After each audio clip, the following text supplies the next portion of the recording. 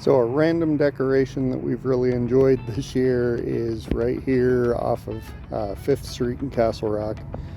Somebody put a little narwhal, great little Christmas decoration, and just really brought a smile to our face.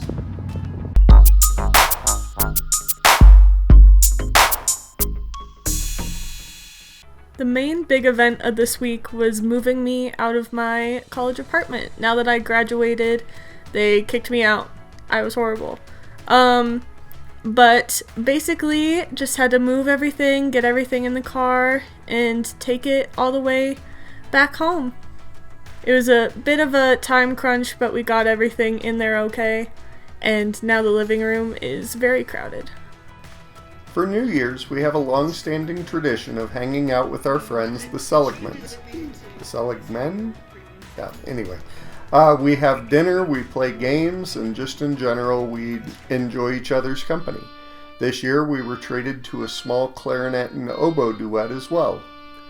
Then at midnight, we watched the ball drop together, and thanks to pausable live television, we also got to pose together for a group photo. So here's to the end of 2024, and with the end of another month, I have another 1 second every day clip. If you want to see the result of 1 second every day for the entire year, click on the card.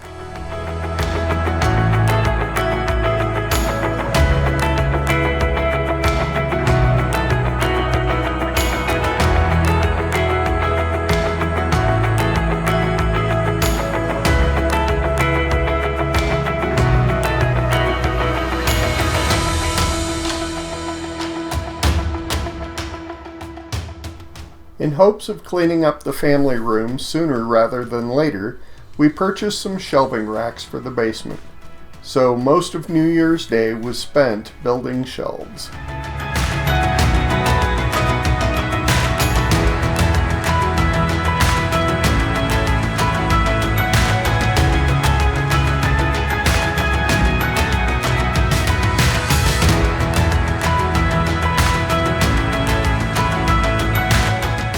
Well, 2025 started off with a nice relaxing day where I got to do a lot of reading. It had been almost a week since I'd finished a book, which is kind of a long time for me. I'd had kind of gotten partway through a book and just kind of stalled out on it, and things got busy. So it was just super relaxing to sit down and read The Spellshop by Beth Durst. And it was fantasy, but also kind of a rom-com. It was adult fiction, not YA, so the pacing was just a little bit slower than I like, but I have enjoyed Beth Durst's books in the past, both her YA and her adult fiction, so I knew I was in for something I would enjoy, and it was just like a warm hug. I highly recommend The Spellshop. We had an interesting issue with a Tupperware dish. This Tupperware dish is one of Melissa's favorites especially, but I also enjoy it. But the lid won't stay on it anymore. And so we were really sad because, like I said, we like the dish.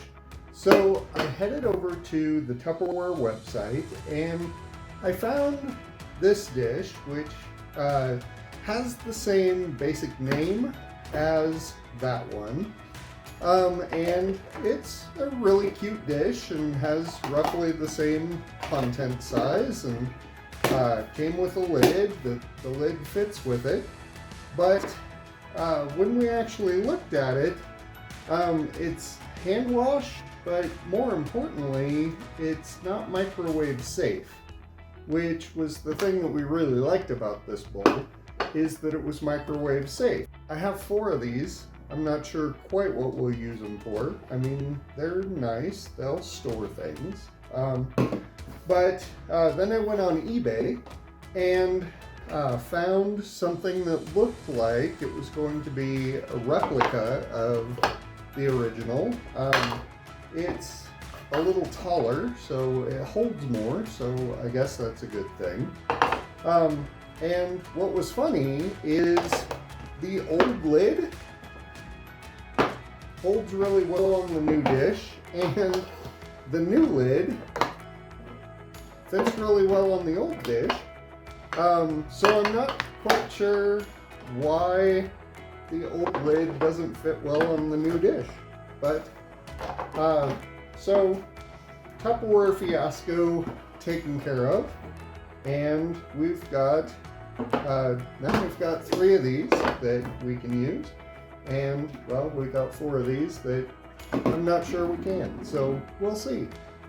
For the final Friday of break, we decided to head up and grab some GQ and head over for a social night with our friends the Pools. It was a fun time to hang out with them before Jen and I have to go back to school. So came into work on Saturday just to get some stuff set up for school. One is to take down the old calendar and put up the new one. Really excited to see a new outlet installed in my classroom on this front wall. There's only one plug. Not that there's a shortage of plugs in my classroom. There's plugs all over underneath the computers. But along the front wall is where I'm generally trying to plug my stuff in. And having all these chairs in disarray gives me a good probability that somebody actually vacuumed my floor. Fun. A few weeks ago, Melissa and I were watching a YouTube video that was a baking video about best way to make bacon, and he was comparing baking in a pan versus baking in the oven. And one of the things that he said was kind of an internet trend that he'd seen about was baking in boiling water. And so he didn't quite specify if the water was boiling before he started, or if he, started the bacon in water and then just brought the water to a boil. So I'm not entirely sure which way it's going to go. But I'll link the video above, and you can take a look at that other video and his comparison. But today I had some bacon and I felt like cooking it, and so I'm going to try the method of boiling it in some water.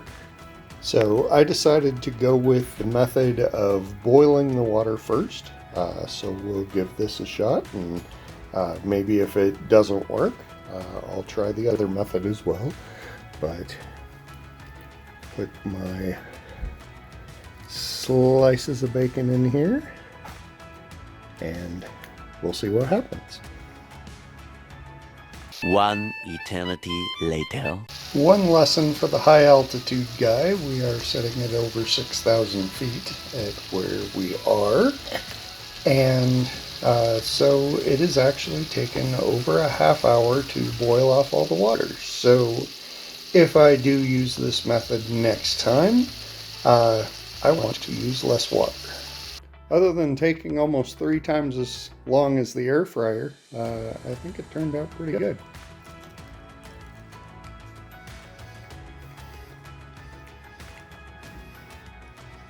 Check another win in the box for those TikTok people.